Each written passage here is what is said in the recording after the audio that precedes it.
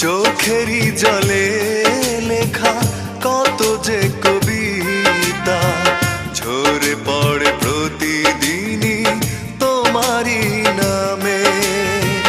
চোখেরই জলে লেখা কত যে কবিতা ঝরে পড়ে প্রতিদিনই তোমারই নামে।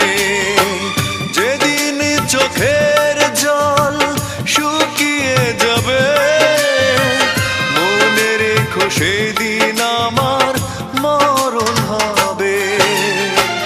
চোখেরই জলে লেখা কত যে কবিতা